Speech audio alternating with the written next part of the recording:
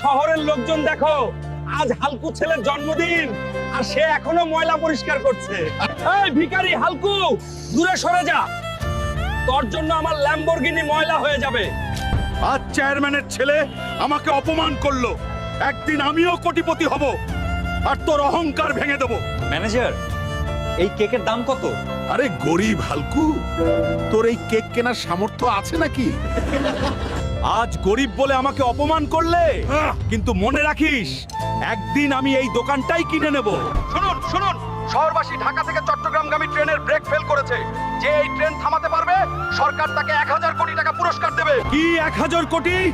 আমি এই ট্রেন থামাবো আর আমার সব অপমানের জবাব দিব।